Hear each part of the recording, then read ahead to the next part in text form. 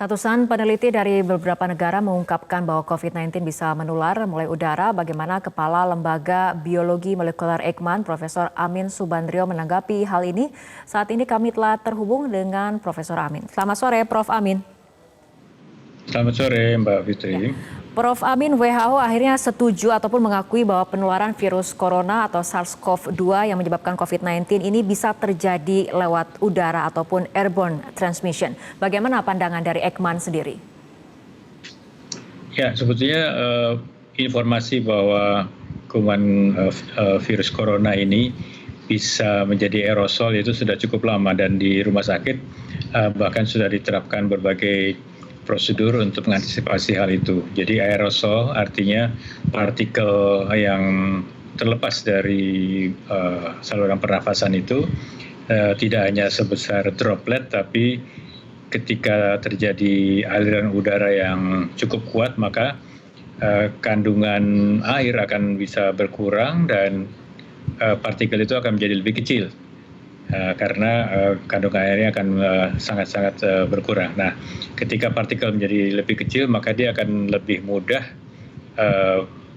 tertiup udara dan berterbangan. Ya, untuk kita bisa pahami, semakin kecil partikelnya, semakin jauh dia bisa terbang. Dan saat itu memang kenyataan bahwa bisa menjadi aerosol hanya perhatikan di lingkungan rumah sakit atau di lingkungan laboratorium, di mana terjadi prosedur-prosedur yang memungkinkan terjadi aerosol. Misalnya prosedur nebulizer misalnya, atau pemasangan ventilator, atau di dokter gigi yang menggunakan kompresor untuk alat bornya dan sebagainya. Di laboratorium juga kami, kalau di lembaga Eijkman, kami sejak awal menerapkan standar yang tertinggi, artinya di laboratorium biosafety level 3 misalnya, atau tempat di mana memungkinkan virusnya itu tersebar, kita menerapkan prosedur untuk menghadapi kemungkinan terjadinya aerosol, bahkannya lebih kecil lagi. Nah, saat ini dengan berbagai penelitian ternyata ya bukti itu semakin banyak yang bisa memperlihatkan. Jadi tadi ada ratusan peneliti yang membuat statement penularan lewat udara. Virus corona yang kemudian dalam bentuk aerosol ini berapa lama dapat bertahan di udara? Ya, menurut berbagai penelitian dia bisa bertahan di udara cukup lama, sekitar 8 jam gitu ya, sampai ya beberapa jam sampai 8 jam. Dan itu cukup lama. Tentunya kita harus lihat kondisi di ruangan tersebut, ya, apakah bisa mendukung, artinya kelembabannya, suhunya dan sebagainya, apakah sesuai untuk virus tersebut. Pasca WHO mengakui adanya kemungkinan airborne transmission dari virus corona, tempat ataupun ruangan seperti apa yang sebetulnya memiliki resiko penularan paling tinggi?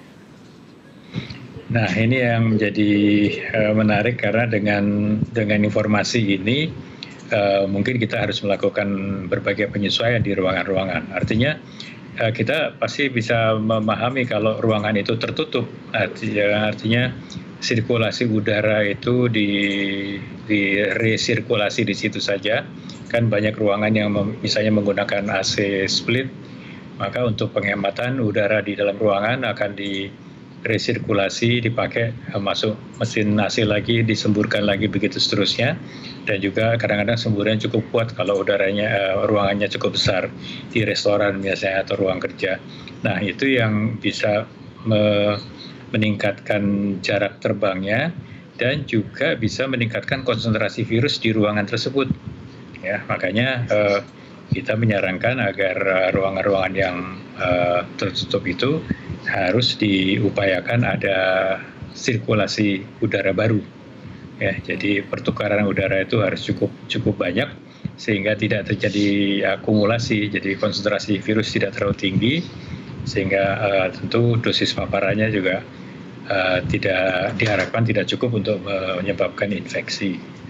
Oke, tadi Prof. Amin juga sudah mengemukakan bagaimana perbedaan antara virus corona dalam bentuk droplet dan juga dalam bentuk aerosol, di mana aerosol ini ukurannya jauh lebih kecil, lebih ringan, dan kemudian bisa bertahan selama mungkin bisa sampai 8 jam di udara. Nah, bagaimana dengan protokol kesehatan yang saat ini sudah diterapkan? Menggunakan masker, cuci tangan, physical distancing, apakah protokol kesehatan seperti ini mampu mencegah penularan COVID-19 lewat udara? Ya, ini tentu memperkuat prosedur tadi. Ya, jadi bahwa kita disarankan untuk selalu pakai masker ini menjadi kenyataan bahwa ini adalah satu keharusan, ya, karena kita tidak mengetahui virus itu terbang dari mana, ya, karena jaraknya tidak hanya 2 meter dari orang yang mengeluarkan, tapi bisa terbang yang lebih jauh. Dari beberapa contoh yang pernah dipublish, misalnya dari dalam satu bus besar atau gerbong kereta api, itu bisa dari satu ujung ke ujung lain, itu bisa terjadi dari satu ruangan kantor, ya, walaupun sudah ada physical distancing, tetapi kalau udaranya mengalir di ruangan itu saja atau ada semburan AC, udara AC yang begitu kuat, maka virusnya bisa terbang lebih lanjut. Di restoran juga demikian, kita bisa melihat virusnya bisa berpindah dari satu meja besar ke meja yang lainnya. Nah, jadi kita bisa tidak perlu mengubah prosedur, tapi memperkuat. Ya, artinya kalau kita sudah disarankan pakai masker, ya harus pakai masker. Pakai maskernya yang mana? Ya, yang appropriate. Ya, kemudian tentu kalau saya sedapat mungkin pelindung mata juga dipakai, ya, karena droplet atau aerosol bisa jatuh di mata. Oke, baik. Artinya Prof. Amin, untuk pemerintah dengan melihat adanya transmission mulai dari droplet kemudian ini melalui udara dalam bentuk aerosol, apa kebijakan selanjutnya yang harus ditempuh oleh pemerintah? Ya, kebijakannya saat ini untuk perilaku manusia, saya kira tidak ada yang harus diubah, hanya diperkuat.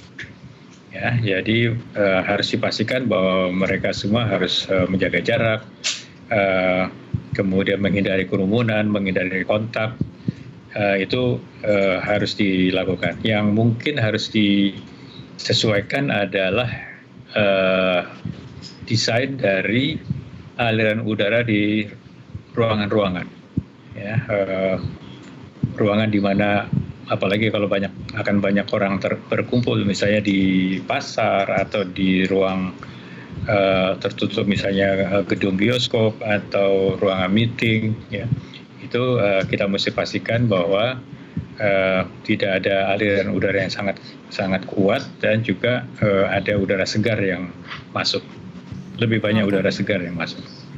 Baik, terima kasih Profesor Amin Subandrio, Kepala Lembaga Biologi Molekuler Eijkman telah bergabung bersama kami di Metro hari ini.